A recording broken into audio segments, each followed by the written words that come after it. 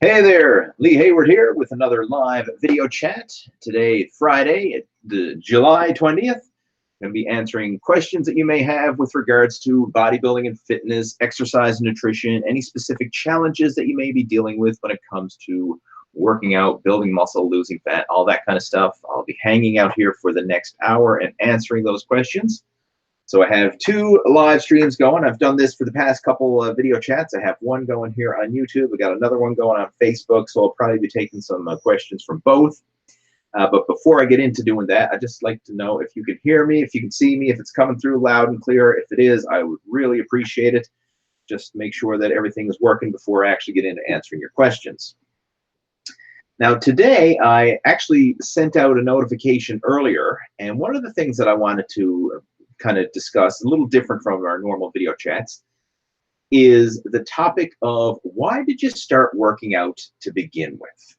And this is a big one. This is a topic that really should be emphasized more than it is. But the motivation and your driving force behind the reason why you're actually going to the gym in the first place is something that you really need to focus on if you want to maximize your progress. Because obviously there was some reasons that you started to work out. I mean, most people will say, okay, I want to get bigger, I want to lose fat, or I want to improve my health issues or something like that. And those are all legitimate reasons.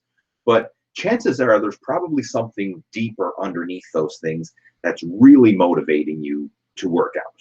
I mean, there's probably underlying issues. And that's some of the things that we're going to discuss. And if you can really get those motivating factors front and center and focus on those, they can help you to keep consistent when it comes to digging through all the adversity and challenges that come your way. Because there's always going to be times when you're trying to go to the gym and things get in the way. Life gets busy, you're looking at your nutrition, and it's, you know, the fast food option is tempting, or not sticking to your program is tempting, but there's always going to be distractions. And if you can keep your motivating factors front and center, then that's going to help to keep you on track. So that's one of the things I would like to discuss. So for those of you watching live, if you'd like to share in the chat window there, what are some of your motivating factors that got you involved with bodybuilding? And what are some of your motivating factors that are keeping you involved with bodybuilding? That'd be an interesting discussion to have. So I'm going to just get a couple things organized here on my end. I got a couple of windows. I sent out an email as well, so I got a few people sending some comments through email. So let's just jump into a couple of those there while we're waiting. All right. Okay, just making sure, loud and clear, good stuff. Thank you, guys, and it's come through loud and clear there on Facebook as well. Excellent, good. Let's see, okay, I got one. This was an email response that I got earlier today, and the reason why this particular person started working out is because no one respects a skinny man, and it says women don't like stick figures. He says he started working out because he's skinny, and he says you have to be strong. All right, that's obviously he wants to get bigger, but one of the key things that I hear is respect. He started working out because he wants to gain more self-respect, and he wants others to respect him as well. So, I mean, that's the underlining factor right there. Let's see what other ones we've got here. For me, it was a life and death situation, since he spent the best part of a couple years dealing with extreme chronic pain.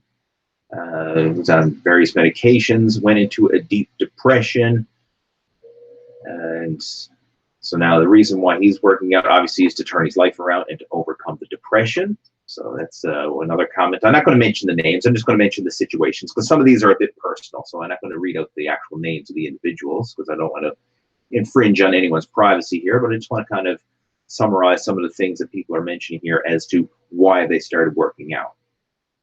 This particular person started working out when he was 13 years old.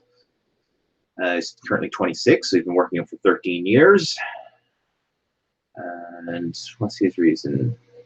He's a very lengthy comment here, a very lengthy email. It says that he grew up in a rough neighborhood, and he says a lot of the people in that neighborhood turned to drugs, and he was looking for a way to get away from that and basically have a more positive drive in his life. So that was what motivated him. So the more a positive atmosphere rather than, you know, the drugs and the negative aspects of life. Wanted to do something positive by going to the gym. So that's very, very motivational. Let's see what else we've got here. Got another guy says he started working out to change his health and felt the body he wanted, to feel more confident. Okay, so the big one there is to gain confidence. What other one we got here? Improve health. Okay.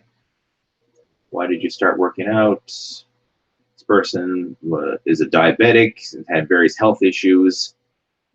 One of the things, this individual I'm reading the email from is 64. One of the things I find is a lot of times people who are younger and start working out, it usually has to do with a confidence issue.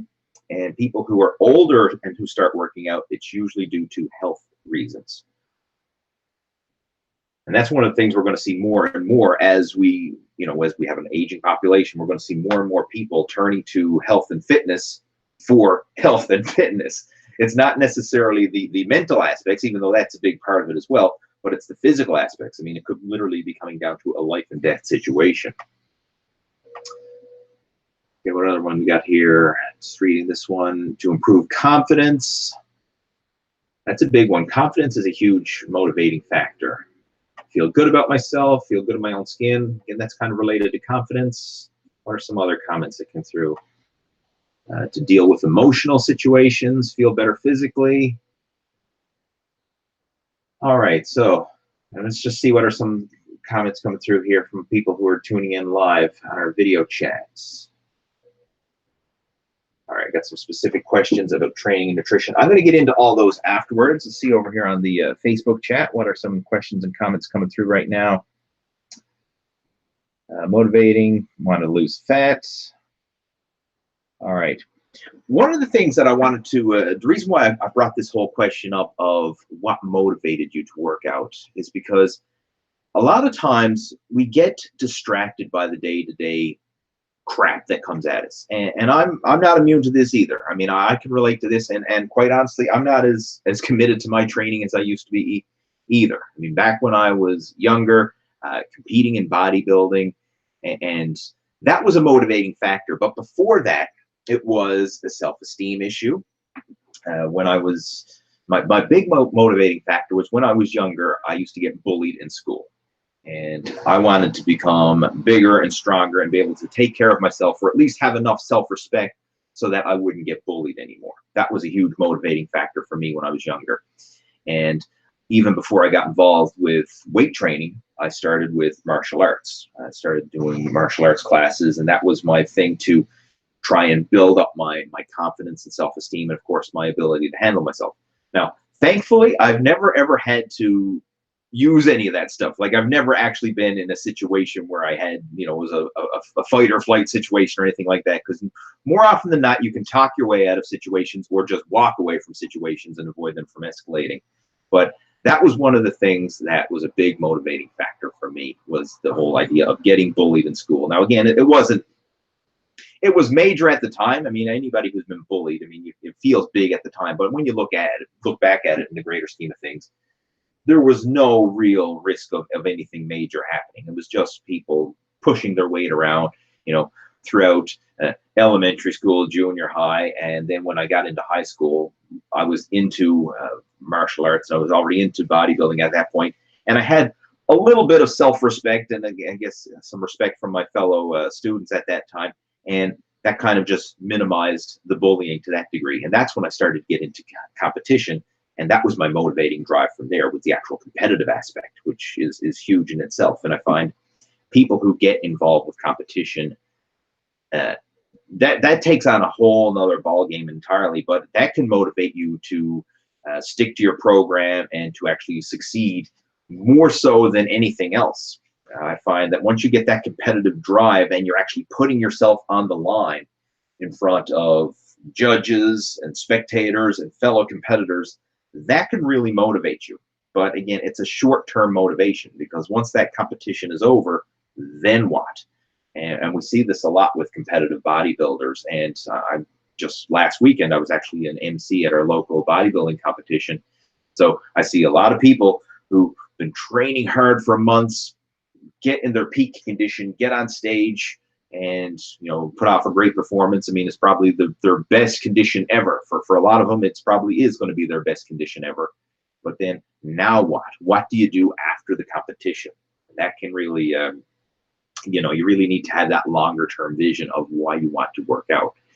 And looking into my own situation now, some of the things that are motivating me, obviously health is a big one, but to be a positive role model to my son. And this is something that a couple of years ago wasn't a factor at all. I mean, but now it is. I want to be that positive role model and to set some positive habits for him. And when it comes to motivating people, they don't really hear what you say, especially if you're a parent trying to motivate a child. They don't hear what you say. They see what you do. So you need to really lead by example in that situation.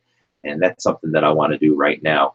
And we're really working hard to instill those positive, healthy habits into our son. So I mean, little things like taking him for regular walks. I've got a bicycle seat on my bike, a baby seat, and I take him for regular bike rides. I mean, we're constantly trying to be active and incorporate him in part of that, and even letting them see me work out at home. Like if I'm working out down in my home gym, sometimes I'll bring him down just so he can see that. And doing exercises, even if it's just like push-ups and sit-ups and things like that at home, and having him see that and be a part of it, just so I can try and instill those positive habits from a very young age. And again, same thing with the nutrition. I mean, we're really strict with his diet at this stage because he has not had any processed foods, right? He hasn't had anything like, the cakes and the cookies and the chips and the crisps or anything. He's probably one of the most consistent dieters out there because everything he eats is just natural, unprocessed foods, lean meats. He's eating chicken and fish and veggies and fruit and things like that. I mean, he's eating a very clean diet, and it shows. I mean, he's very healthy. He's very lean for a baby. I mean, there's no excess baby fat on him. So, I mean, we're really proud of that. And hopefully those are instilling those habits that are going to carry through for a long time to come. But something that you really need to do is get that out in the forefront, is ask yourself, why is it that you're doing this in the first place? Especially if you're struggling to be consistent. You're on and off again with your workout, or you're on and off again with your nutrition program.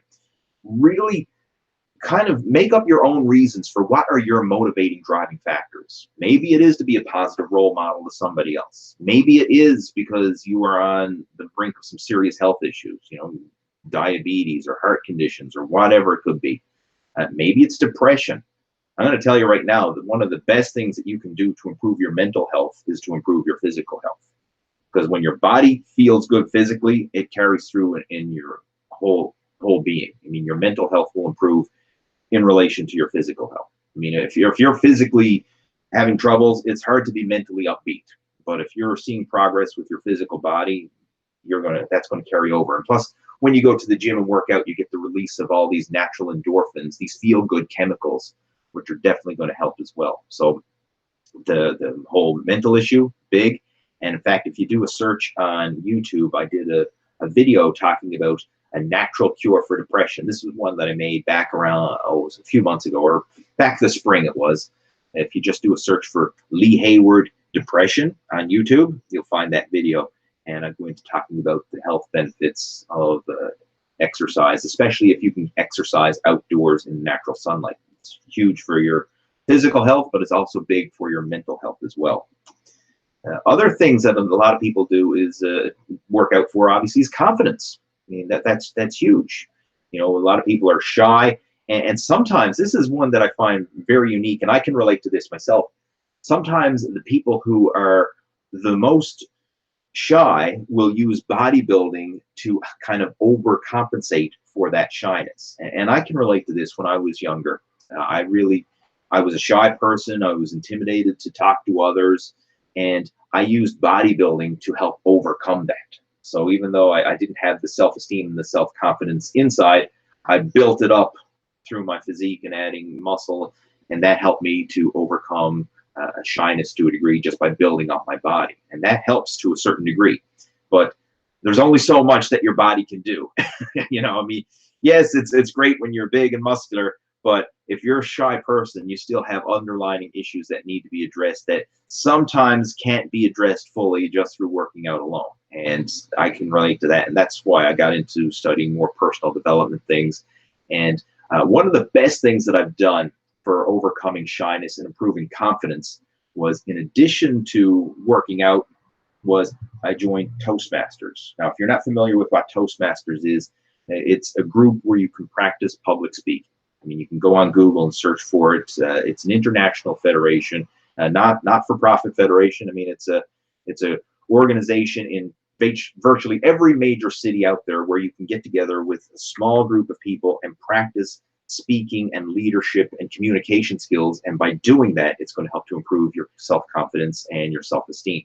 And that's how I got started with my YouTube channel. I mean, I was making videos prior to that, but I wasn't doing much talking on video. It was just like me showcasing some lifts or stuff like that.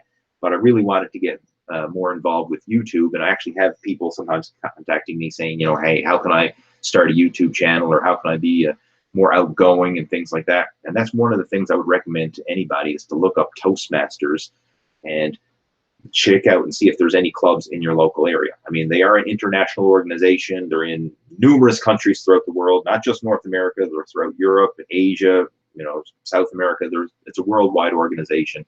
So if you do a search, their website, I believe, is toastmasters.org. And again, I can't say enough good things about it. I mean, I'm not getting paid or anything from it. Again, it's a not-for-profit organization, but I'm just speaking from the heart as to things that can really help improve not only your physical health, but your mental health and overall well-being as well. So it's, like I said, I wanted to address those issues because that is a huge factor for a lot of people. I mean, we can talk about the mechanics of diet and exercise and all that, but that's only part of the equation. The biggest part is the motivation behind it.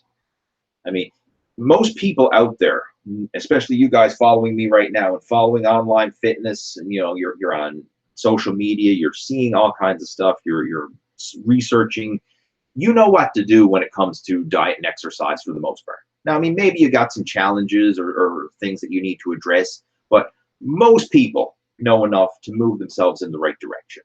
You know enough to get started. You know enough to get the ball rolling. You know enough to improve your current situation.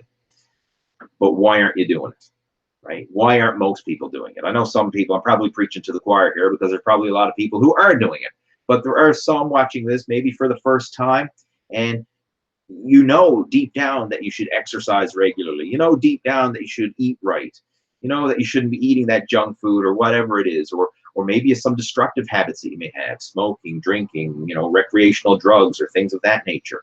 You know all that stuff, but for some reason you can't get the motivating factor to actually overcome it and move forward. So something that you want to think about, really think deep on what your motivating factors are. And if you can get a strong enough reason why you want to do something, why it's going to impact your life, then you'll find a way to do it some way or another. I mean, maybe that's through following me, maybe that's through following another coach, who knows? But if you find a big enough reason why, you will find the motivation and the determination and the time to actually stick to it and make yourself a better person in the process. So my little lesson for the day before I actually get into answering some of your questions about training and nutrition. Some food for thought, put it that way. All right, so I'm going to just quickly jump over here onto the Facebook chat, because I have several people joining us here, and just see what we have. We have Jesse's joining us. We have Janaid, I believe it is. If I'm mispronouncing it, I do apologize. Sarunas, Amit. Amit's got a question here saying he wants to lose fat. He says, can you offer any help? He says he's currently 21% of body fat, and he wants to know about supplements. Well, first off, if you're at that beginner stage, you really don't know what to do to lose fat. What I would recommend you do is go to my website and download a free ebook that I have. It's called The 3 Keys to Building Muscle.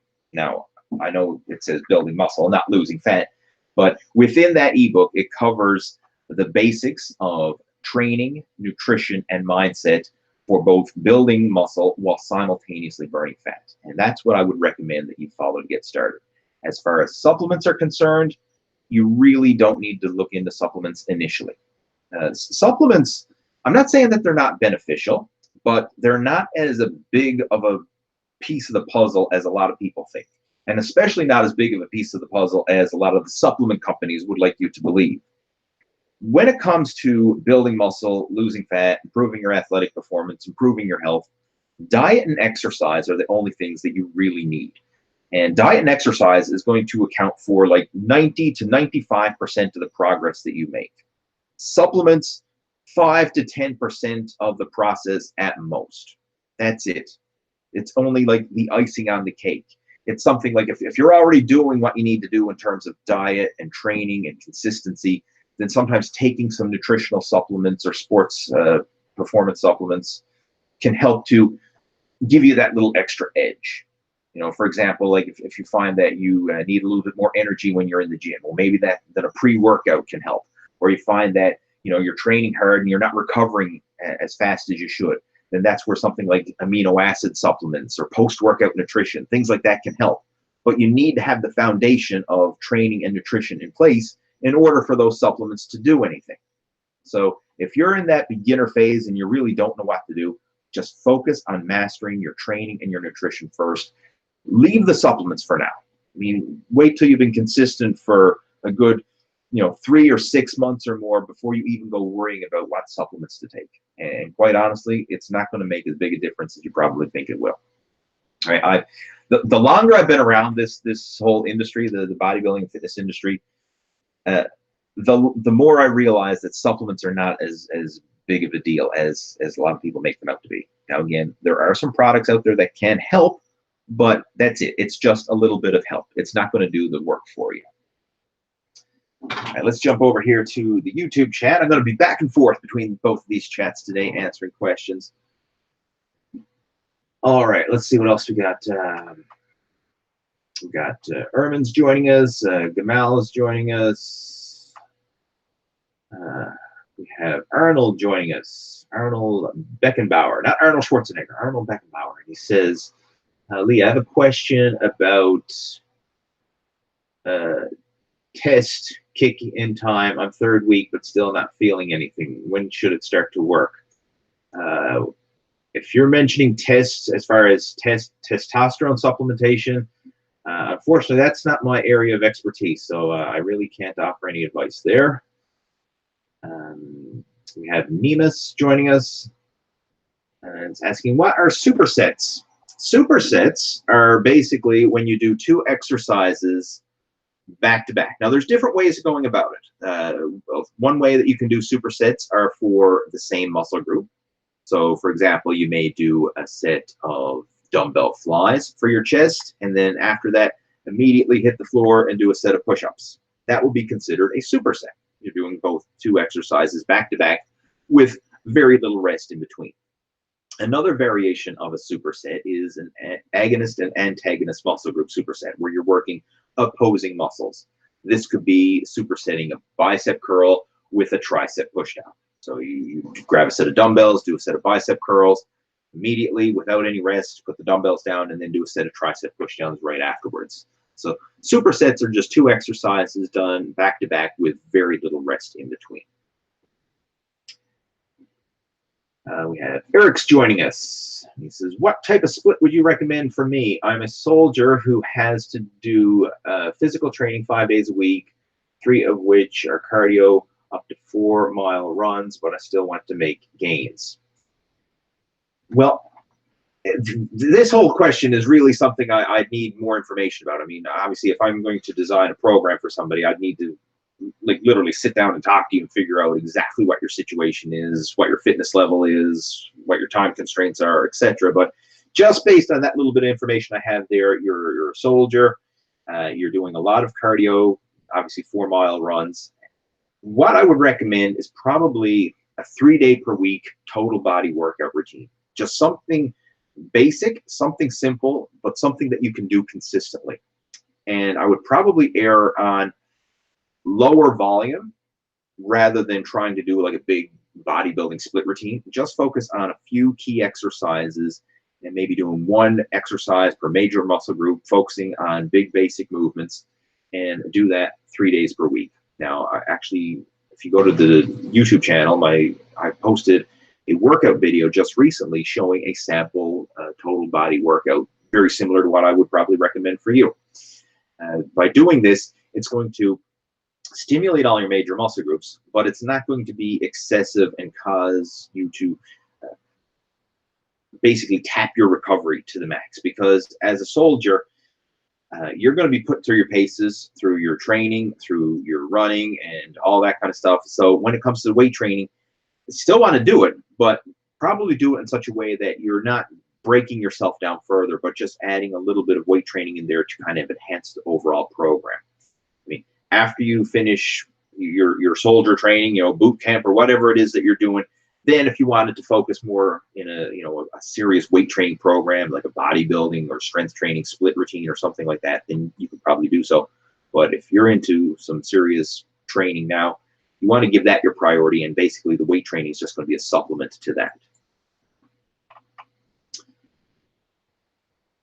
Okay, let's see what else we got. I'm going back over here to the Facebook chat, see what other questions we got. Juan is joining us, and he's asking, is 3 meals a day sufficient to lose fat? This is just breakfast, lunch, and dinner. Actually, you can make really good progress, especially with fat loss, on a few meals a day. And one of the strategies that I used to use a lot when I'd be training for fat loss is, rather than eating multiple smaller meals, I would reduce the number of meals. So for example, let's just say you're following a typical bodybuilding meal plan and eating 6 meals a day. Well, rather than eating smaller portions at those meals, one of the strategies that you can use is simply to cut back on the number of meals that you're consuming. So if you started with the 6 meal a day thing, you can scale it back to 5 meals, right? Once that stops working, you can scale it back to 4. You can even scale it back to 3. And I find that it's easier to eat fewer meals but have satisfying meals rather than having multiple smaller meals per day. And this is something that I've used successfully myself, especially for fat loss, is I would limit myself to 3 meals a day. And I found that that was a great way to control my overall caloric intake while still getting good eating satisfaction when I sat down to a meal to eat. Because I find it very frustrating to sit down to a meal to eat and then having to leave the table still feeling hungry. I mean, I don't know if those of you watching, if you can relate to this, but if you're trying to be in a caloric deficit and you're eating these frequent small meals throughout the day, again, the 6 meal a day bodybuilding diet, for example, then those 6 meals have to be very small meals in order for you to be in a caloric deficit.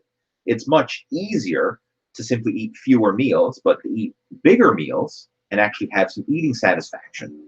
I mean, a lot of people can eat 3 meals a day, and as long as you leave the table feeling comfortably full, then that's not too much of a challenge. But if you're eating multiple times a day and leaving the table hungry every single time and not getting that eating satisfaction, then that can be very frustrating.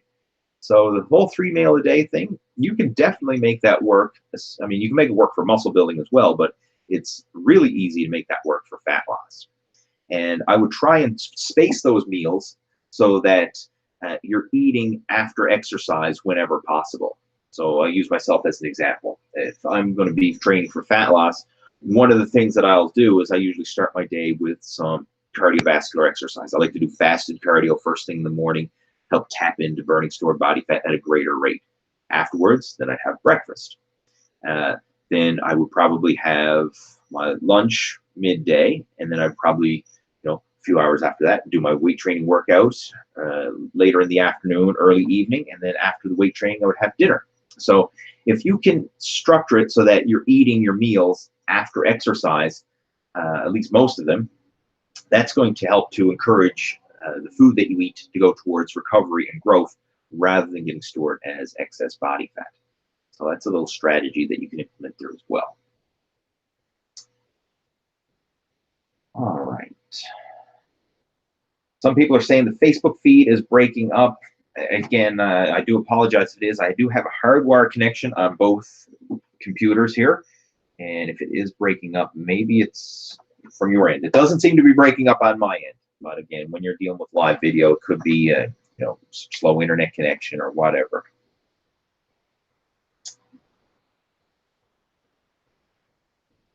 All right, Mike's got a question here, and he's saying, says, I have arthritis in my hips, and I can't do squats. It hurts, and I don't have full range of motion. What else can I do to build my legs? You don't have to squat. I mean, squats are a great exercise, but you don't have to squat to build big legs. And this applies, you know, regardless if you have arthritis or not. I mean, I know a lot of bodybuilders and athletes who just, for whatever reason, don't like squats. Either they don't have the mobility or the confidence, or it's an awkward exercise for their body structure. You know, not every exercise is good for every body. So if you don't like squats, there are a lot of variations that you can do instead. I mean, obviously leg extensions and leg curls, those are good. I mean, they're not going to directly impact your hips. So if you find your hips are the biggest issue, then maybe you want to do those. But you can look into other exercise variations like leg presses. You can even look into step-ups. You could try lunges. You can try, you know, whatever different leg machines that you have at the gym. I mean, I know nowadays there's a lot of different leg machines available, from like a kickback type machine to, you know, different types of squat machines. And a lot of them are very comfortable. I mean, a lot of the newer leg machines out there are very comfortable and will allow you to train your legs without having to get under a heavy barbell and squat. So the bottom line, it's going to take a bit of experimentation on your part to see what exercises you can do comfortably in order to work around that issue and still train your legs. One of the things that's most important is don't get hung up on the exercise, just focus on training the muscle. As long as you can train the muscle, you can still make progress. So, you know, if the squats are out of the question, do some leg machine exercises, you know, look into body weight squats or lunges or step-ups, leg presses, leg extensions, leg curls, kickbacks, whatever. I mean, you know, see what movements that you can do comfortably and then base your workouts around those. Okay, let's head over to the YouTube chat. We've got more people joining us on YouTube, so I'll probably be answering more questions from this side of the monitor. Okay, we got a question here from Dirty Jersey, and he says, Lee, I'm trying to burn fat and maintain muscle. How do I do that without having to count every calorie? Well, one of the things, counting calories does definitely help. And if you've never counted calories before, I would recommend that you do it just to kind of give yourself an idea of how much food you're consuming on a regular basis. I mean, suck it up. It's not that hard to do. And nowadays, with all these different apps and you know, technology, I mean, from things like MyFitnessPal to Calorie King is another one. There's a whole bunch of things. And even just going to Google, you can search and get the nutrition and caloric information for virtually any food out there. There's really no excuse for somebody not to have a decent idea of their overall caloric intake other than laziness. So what I would recommend is, first off, start with counting your calories. Do it for a week or so to get an idea of how much you're consuming and how much are in the different foods that you eat. Once you get into a habit of eating, a lot of your meals are going to be similar from day to day. So when you're eating similarly from day to day, you don't need to be counting every single meal. I mean, if you counted your meals this week and then next week you're eating basically the same stuff, then you don't need to be counting it all again next week, because it's going to be, you know, in the ballpark close to what you ate the previous week, especially if you're eating the same type of foods over and over again. So once you get yourself started and moving in the right direction, a lot of those meals are going to be the same, and it makes the process a lot easier. And you won't have to be counting every single calorie. Now, if you didn't even want to do that, you're looking for the easiest way out. I don't even want to count any calories whatsoever. One of the things you can focus on is the quality of the food, right? The quality of the food, meaning natural, unprocessed foods versus processed foods. This is a given. I mean, if you look at the caloric density of like lean meats, vegetables, complex carbs like oatmeal, sweet potatoes, rice, you look at the caloric density of those type of foods compared to processed foods like French fries and hot dogs and pizza and you know, all that kind of stuff. If you're looking at the caloric density of natural unprocessed foods versus the caloric density of processed foods, you can eat the same volume of unprocessed foods and get a lot less calories in your system. So I mean, just making better food choices will instantly reduce your caloric intake, because you're not getting the same caloric density. Another little strategy that you can use, and this one is so simple, but it works, is purposely stop eating before you're stuffed. Try to get into the habit of making more with less. So eat a little bit slower. Chew your food a little bit longer. Try and savor and get more eating satisfaction from less food. And once you finish a plate of food, instead of running back and grabbing second helpings, just let that sit for a while. Let your meal sit. Maybe try and sip a cup of herbal tea or something like that after your meal. And again, try and get the same eating satisfaction with less food as you were with more food. And slowing down, chewing your food more often goes a long way with this. It's something that, it's kind of that subconscious thing, because I mean, most of us we're eating faster than ever, especially, you're on a lunch break, you're on a time restraints, and you try and wolf down food as fast as you can. Well, if you can just make better time and actually try and savor the food that you do eat, and eat without distractions, like don't eat while you're sitting down watching television, or eat while you're working on the computer, or eat while you're watching me right now. If I'm sure maybe there's probably some people who are actually eating while they're watching this right now. Instead, when you eat, sit down to the table and have no other distractions, and just focus on your food and actually try and get as much eating satisfaction and pleasure from your food as possible. Because if you're eating while watching television or doing other mindless tasks, you're not truly savoring your food, and it's easy to overeat when you're in those situations. Whereas if you eliminate all outside distractions and just focus on your food, you can get more eating satisfaction from that food. So again, those are a few strategies that can help. Another one that's going to be a big help, don't drink your calories. So things like soda pop, fruit juices, anything that contains calories, milk, don't drink your calories, eat them. The only exception to this would probably be like a protein shake, if you're using that to help supplement your protein intake. But as far as, your other calories, like don't sit down and have a meal and then have it with a glass of soda, or have it with, sweet iced tea or fruit juice or something like that, because that stuff is just adding extra calories without any real eating satisfaction. You're better off to eat your food rather than drinking it. Eat your calories rather than drink it. So, I mean, instead of having a glass of fruit juice, eat a piece of fruit. Little things like that can make a big difference. If you're going to have coffee and tea, drink them black or with, 0-calorie sweeteners or something like that. But try not to consume your calories through liquids. That will be a big cut down for a lot of people. What other things can I recommend? I mean, obviously, you're trying to burn body fat.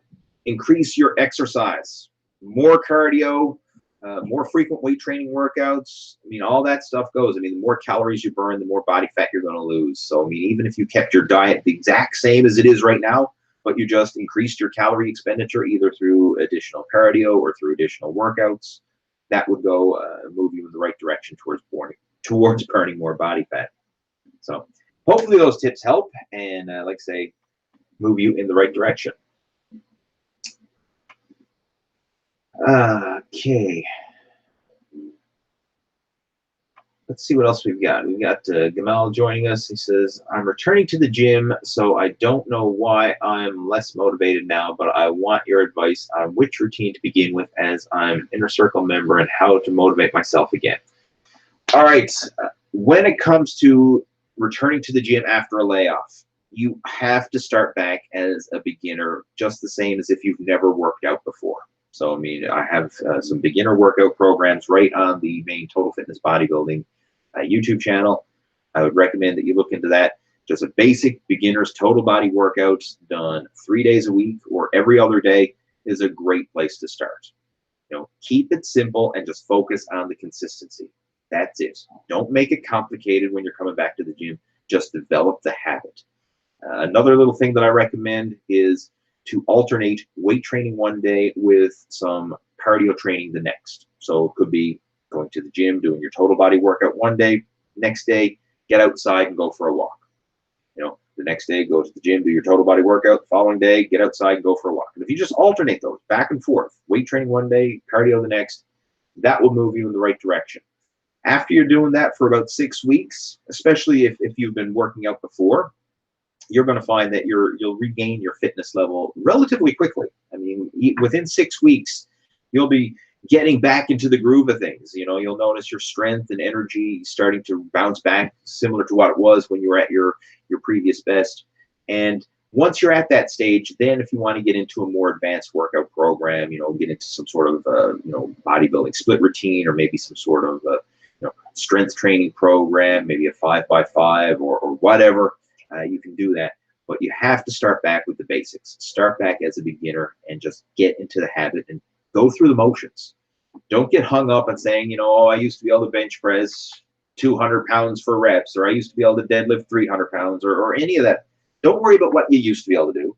Just start back as a beginner, go through the motions, and let your body build itself up just through the consistency day by day. And again, you'll be surprised at how fast it will bounce back if you are consistent like that. But don't make too big of a deal of it. I mean, for the first month back, literally go through the motions and then progress from there.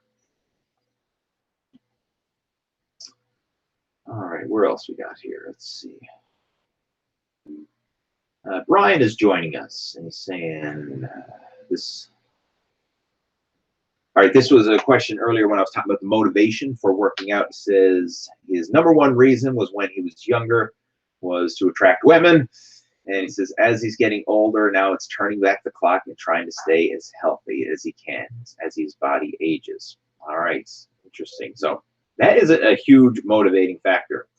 How often do you see this? That's something I didn't actually mention at the beginning of the video chat.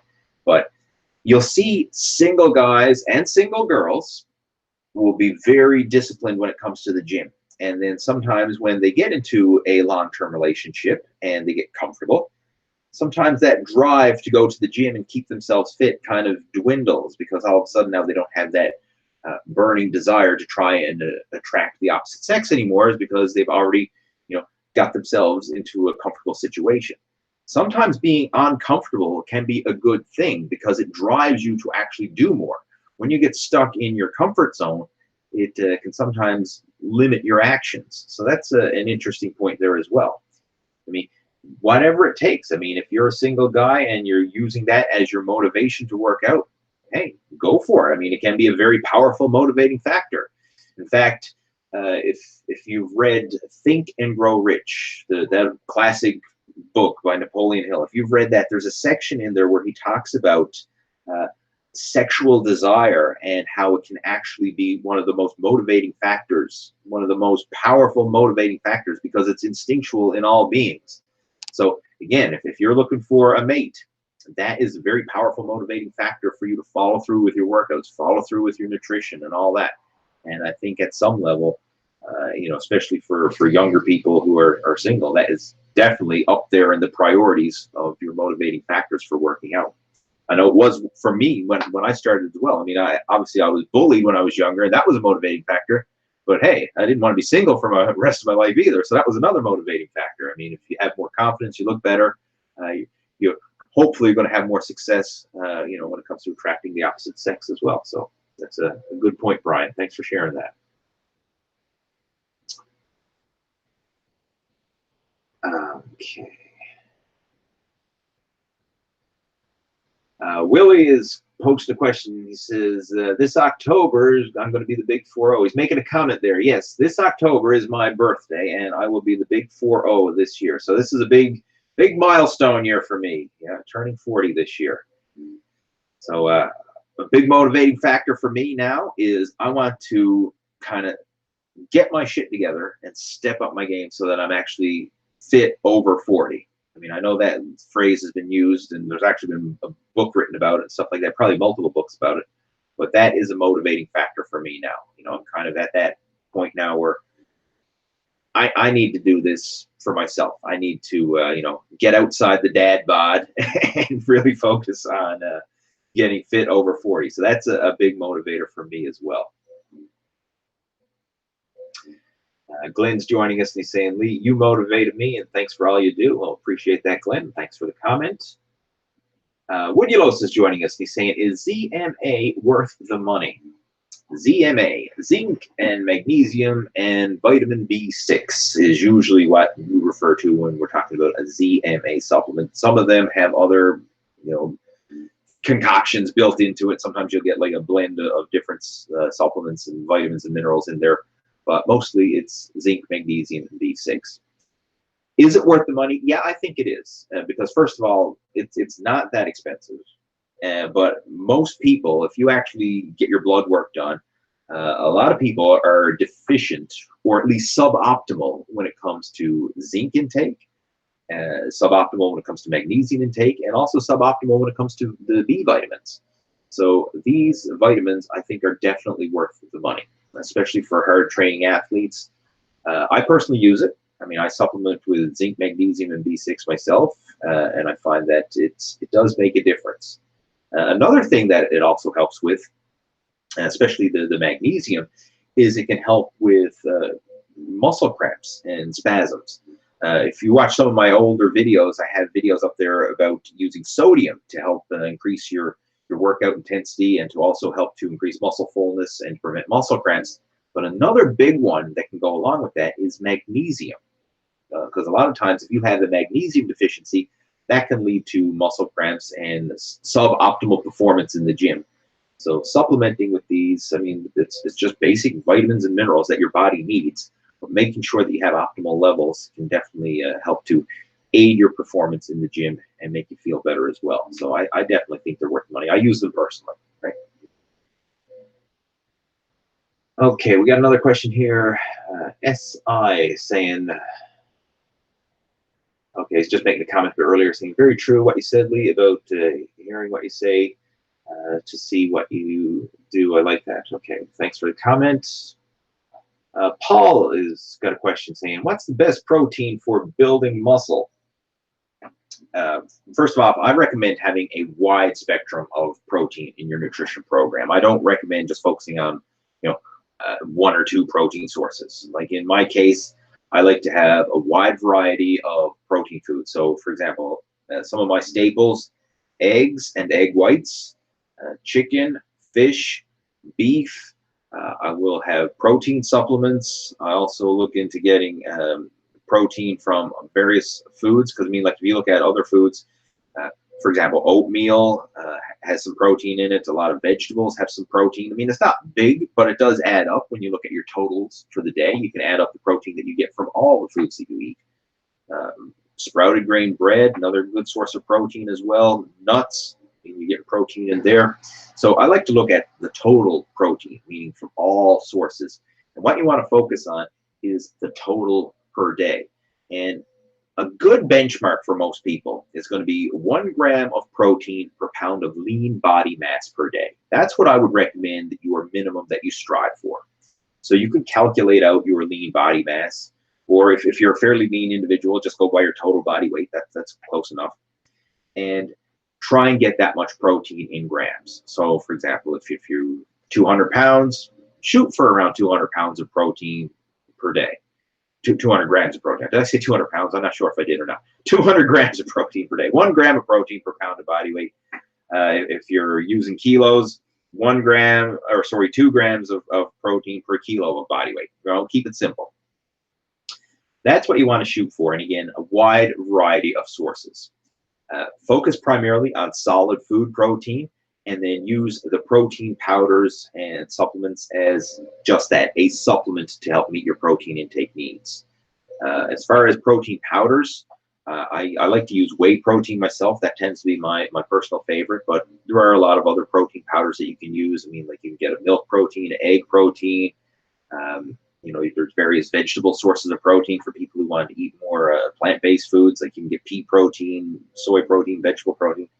I'm not a huge fan of soy protein personally, but if it is an option, if you are using it in small amounts, you could use it. But I personally recommend using whey protein. That's what I like to use. And I find most of the time it tastes the best and mixes really well. Some of these other protein powders that are out there tend to not mix or taste as well. But for the most part, whey protein is a really tasty one. And it makes a nice addition if you're putting it in like a blender smoothie or having a protein shake, or even adding it into other foods like a high protein oatmeal or high protein pancakes or something like that. Whey protein is a nice addition to those. And if you go to my YouTube channel, Under the playlist section, I have some recipes showing various recipes that you can use with protein powder. Again, homemade protein bars, homemade protein pancakes, high protein oatmeal, protein blender smoothies, high protein muffins. I mean, there's a whole bunch of stuff that you can use whey protein and sneak it into other recipes to bump up the protein content of those foods. All right, let's jump back over to the other video chat and see who's joining.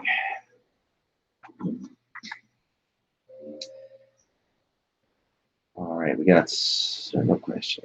All right, Connor is joining us. I probably skipped a couple questions here. Now I'm just jumping back into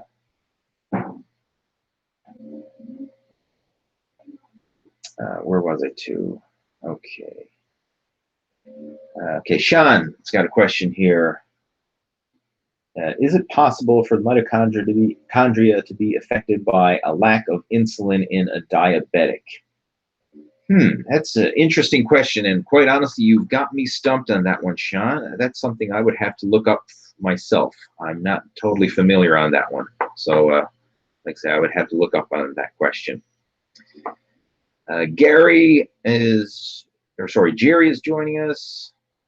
We have Spencer joining us. Connor says, might be a dumb question. Haven't been to the gym in over a year, but wanting to. Just hard trying to get to the gym before 4:30 a.m. when I wake up for work, and after I'm done around 2:30 p.m.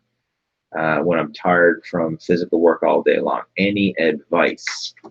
All right, that's a good question. To get to the gym before 4:30 a.m., that for a lot of people is not practical. I mean, it can be done. I remember hearing stories of I think Bill Pearl back in the day used to go to the gym at 3 a.m. in the morning. I mean, that's the exception, not the rule. I mean, you can make it work, but going to the gym after 2:30 p.m. in the afternoon, that's not unrealistic. I mean, that's actually a good time to go to the gym for a lot of people, because you're still ahead of the main after work rush. So the gym will be fairly empty at 2:30 in the afternoon. At least most gyms will be. Once you get like after 5 p.m. in the afternoon, then it starts to pick up because you're getting the after work crowd in the place. Usually that's kind of like peak hours for most gyms. But if you can get there at 2:30 and you know, train for an hour, that'll be a great time. Now, as far as energy, one of the things I'd recommend after you finish work in the afternoon, do something to have a little pick-me-up. I mean, it could be a cup of coffee to give you a little bit of a pick-me-up. It could be a pre-workout supplement, something with a little bit of caffeine to give you a pick-me-up, because we tend to have that afternoon slump in energy, especially, you know, you've been working all day after work. You're like, oh, I just want to go home and rest. But if you can have that little pick-me-up and then just commit yourself, like instead of going straight home after work, make it a point to take your gym bag and your stuff with you, so that after work, you go to the gym, and then after the gym, then you go home. Make it that point, because if you go home and then you kick back on the couch, or you start eating or stuff like that, it's a lot harder to get your ass moving again and go to the gym. But if you can make it a point from work to the gym and then home, it'll make it a lot easier. And I'm speaking from experience here, because it's hard to get yourself motivated once you get home and you kind of get into that whole relaxation mode. You know, like you get home, you sit on the couch, and like, oh, gee, I had a hard day, blah, blah, blah. You don't want to get up and go to the gym after that. So work, gym, then home. And if you need that energy boost, like say a pre-workout supplement, a caffeine supplement, a cup of coffee, something like that can really help to just give you that little bit of a pick-me-up. And when you're starting off, it doesn't have to be a crazy workout. It doesn't have to be anything high intensity. I mean, you can go to the gym and just go through the motions with a basic beginner's workout. The hardest part is just to show up. So, I mean, even if you just showed up and walked on the treadmill for 10 minutes and then went over and did some bicep curls and then left. I mean, I'd rather you do that than not go to the gym at all. I mean, just get to the gym, just show up. That's the hardest part. That's half the battle right there, is just showing up. If you can do that and do it on a regular basis, I mean, it'll get easier. The more often you do it, the easier it's going to get. And it's really just kind of this initial phase. You just kind of have to suck it up and do it. So that's my advice for there. I mean, 2:30 in the afternoon, like I say, that's an ideal time to get in there and get an afternoon workout while the gym is fairly empty. Debbie's joining us, and she's asking, how often should you spin and do a body pump? Well, that really depends on your overall schedule, fitness goals, your personal fitness level. I mean, there's a lot of things. Body pump, I'm assuming that's like a group weight training class, group strength training class, spin classes. I used to do a lot of spin classes one time. I actually really enjoy it. It's a lot of fun to do a spin class, and it's a very intense form of cardio. The gym that I trained at previously had spin bikes, and they offered spin classes, and myself and my wife used to go there and do spin classes. I remember several years back we used to train at the YMCA, and they also had spin classes, and there was a couple other gyms in town that had spin bikes, and we used to do them. I loved them. It was a killer workout. I would especially try and do the spin classes when I was getting ready for competition. I found that it was a great way to really just step up the intensity of the cardio and help to burn body fat. So I used to use them a lot when I was training for competition, but it was a lot of fun anyway. The gym that I train at now doesn't offer spin classes, so I haven't done any in more than a couple of years now since I've done a spin class because of that. How often? I would recommend you go by how you feel for spin classes. And the reason why I say that is because it is a very high intense form of cardio. So I wouldn't do it every day. I would probably do them 2 to 3 days a week. And then on the other days, I would do some lower intensity cardio. I mean, it could be just cardio machines at the gym at your own pace. It could be getting outside for a walk or something like that. But spinning is very intense, so I wouldn't recommend it every day. I'd recommend every other day or maybe a couple times a week at most, but you really have to use your own fitness level and work capacity for that. As far as the body pump, if that's your only form of weight training, you can definitely probably do it 3 days a week or more. But again, it really depends on your overall workout program. I mean, if that's all you're doing as far as weight training, I mean, every other day is certainly acceptable. You could probably even increase the frequency.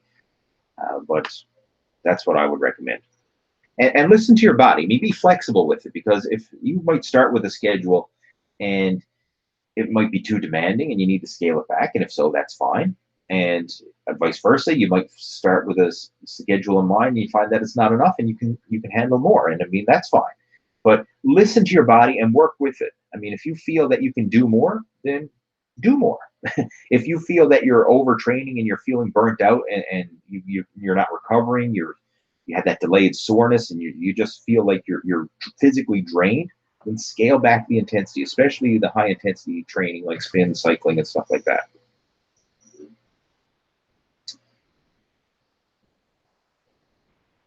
All right, Kyle is joining us. He says, do you really need 1 gram of protein per pound of body weight to lose fat and keep muscle? The simple answer is yes. You really do, because protein is the building blocks for muscle tissue, and it also helps to increase your metabolic rate. And I know there's probably exceptions to the rules. Like, you'll see some people who are like following a low protein diet and making it work, but they are the exception, not the rule.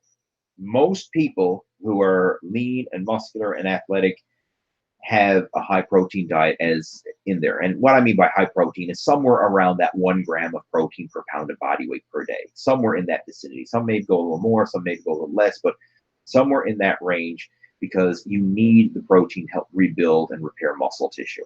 I mean, it's the raw materials of muscle tissue. So yeah, it really does make a difference. And if you look at most successful bodybuilders and fitness competitors and athletes, they're all eating a fairly high protein diet. You know, again, I know there are some exceptions out there, but realize that that is the exception and not the rule. So if you're currently eating a low protein diet, you know, purposely try it. Try it for the next month and just see how it makes you feel. More often than not, you'll feel stronger, you'll have better recovery, and you'll feel fuller as well. All right, let's jump back over to the other video chat here. Like I say, for those of you who are just joining us, I have 2 video chats going simultaneously on Facebook Live here. I've got YouTube live stream going over here. So I'm going to take another couple questions before we conclude up. Well, excuse me, before we conclude up for the day.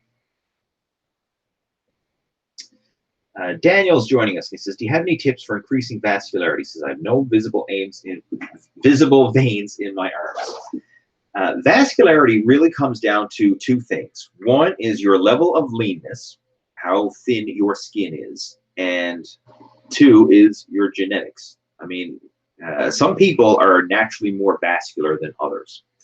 And I'll kind of give you an example. If you look at some of the competitive bodybuilders, like some bodybuilders when they're in peak contest shape are very vascular. It looks like a road map, all the veins going throughout their body. Others, even though they're super lean and super ripped, probably don't have a lot of vascularity. And I'll give you an example of some former bodybuilders. One that was really popular back in the day when I was younger and I was in my competitive heyday was Paul Dillette. Right? If you do a search on Google for Paul Dillette, he was a bodybuilder who had crazy vascularity. I mean, this man was huge back in the day. Like he was in the heyday back in the 90s, back when I was getting my start in competitive bodybuilding. I used to follow it a lot. Paul had crazy vascularity. Another competitor who obviously did very, very well, but didn't have crazy vascularity, Jay Cutler. I mean, if you compare a picture of Paul Dillette at his peak and a picture of Jay Cutler at his peak, I mean, obviously world-class bodybuilders, both Olympia competitors. Well, Jay is actually an Olympian. Paul never did win the Olympia, but both world-class competitors. Paul had crazy vascularity and Jay didn't. I mean, like, especially in the chest and arms. Now, I'm not saying that Jay never had any vascularity, but it wasn't the crazy level of vascularity of someone like Paul Dillette, what he used to have back in the day. So genetics play a big role. Obviously, Paul had more genetics for being vascular when he got lean versus Jay Cutler. So sometimes you might get yourself lean and ripped, and it's just for whatever reason you're not having a lot of vascularity showing. And you can also have different patterns in how the vascularity shows. Like some people in their arms, for example, might have veiny forearms, and they might have that big bicep vein. Other people probably don't have that big bicep vein. I never did have that big bicep vein, regardless of how lean I got. I had some weird squiggly veins, and if you look at my competition pictures from back when I was competing, you could see that. But again, a lot of it is genetic. It's just how the veins are in your body and how close, I guess, to the surface of the skin they are. And of course, your level of leanness plays a big role. But as far as what you can actually do, get yourself lean. That's one thing. I mean, the leaner you are, the more likely you are to see vascularity. And also a pump. If you're relaxed, you're not going to have nearly the vascularity that you will when you're pumped up. So vascularity is often a temporary thing. When you're in the gym and you're halfway through or after a workout, you're going to be pumped and you're going to have more vascularity. But if you're just sitting around and your muscles are relaxed, you're not going to have that level of pump or that level of vascularity as well. So what else we got here?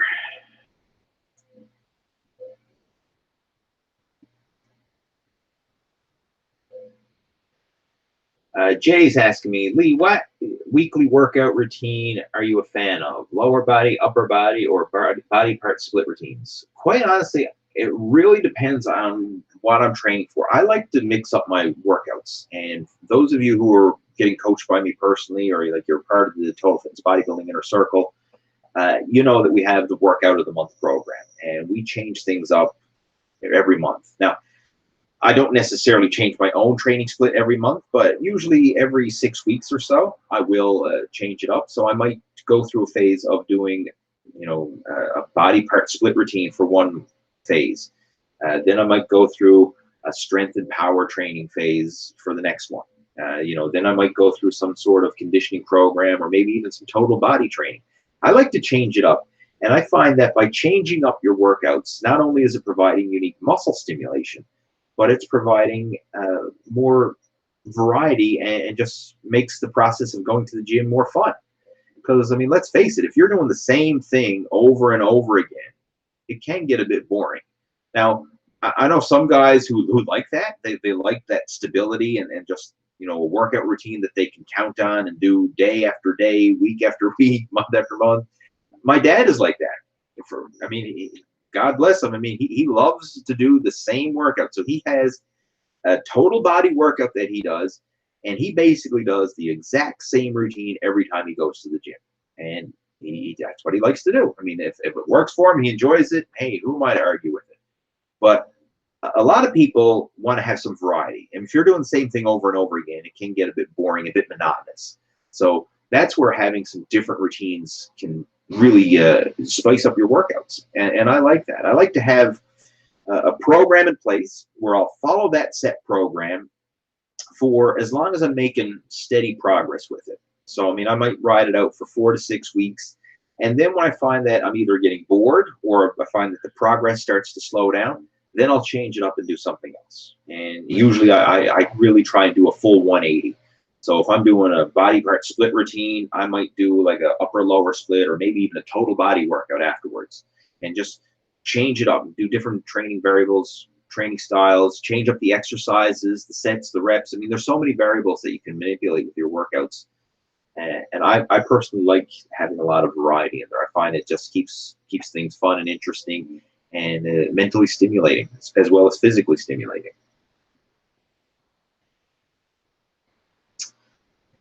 Okay. Sanjay is asking for some tips on how to train the abs. Well, when it comes to your abdominals, one of the things you need to realize is it's not a major muscle group. The abdominals are basically just stabilizer muscles for your core.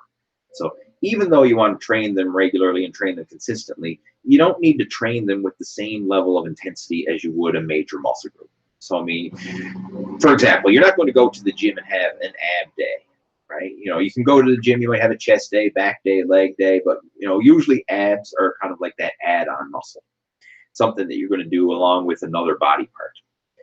So you don't need to give them as much priority or train them as hard and heavy as you would a major muscle group. But you still want to train them consistently. Personally, I like body weight ab exercises a lot. I find that that works really well. So, I mean, things like leg raises, various forms of sit-ups and crunches. I also like planks. You know, things like that are really good. If your gym has some different abdominal machines, like some different resistance crunch machines, you know, you can experiment with those. You know, there's a lot of different ones available. I mean, some you might like, some you might not, but again, experiment and see what you have available. Another thing that's good to do is some sort of twist or rotational exercise to hit the obliques. So you could do something like a Russian twist, or maybe you have some sort of machine at your gym that allows you to do a twisting abdominal rotation. But bottom line, you want to do some direct work for your upper abdominals, some direct work for your lower abdominals, and some sort of twist, and then maybe some sort of a plank or static hold. If you're doing all that, upper abs, lower abs, obliques, and a static hold, you're basically hitting all areas of your abdominals. Now, you don't necessarily have to do it all in one workout. You can break it up over the course of the week. Like maybe just do some, you know, one day you do planks. Next day you're going to do some, you know, rotational twists. Next day you're going to do some isolation work for the upper and lower abs. You know, you can break it up that way, or you could actually have, you know, a full complete abdominal workout all in one. It's you know, again, there's no real right or wrong here. The most important part is that you train them and that you train them consistently. And by doing that, you know, you're going to strengthen those stabilizer muscles, because again, the abs are stabilizer muscles for your torso. And what's going to make the biggest difference in your abdominals in terms of like getting that lean six-pack is your level of leanness. So, I mean, you can do crunches and sit-ups and ab work all day long, but if you have a layer of body fat covering your abs, you're never going to see them. So if you want to get a defined midsection, you really need to focus on losing that excess body fat. I mean, that alone will bring up your abdominal definition, even if you didn't do any direct ab work. All right, guys, I'm going to get ready and clue it up. We've been going here now for how long it's been now? I think we're over the hour as it is right now. So I'm going to get ready and clue it up. Again, thank you so much for tuning in. Thanks for your support. I always do appreciate doing these live video chats with you. And I'll have the replay of this posted up afterwards. And then what I always do then is I'll go through and I'll timestamp the video as well. So if you want to jump to certain sections and certain questions, you can do that afterwards. But again, have yourself a great weekend. Thank you for tuning in. Thank you for your support. I really appreciate it. And I'll talk to you next Friday. Take care. Over and out.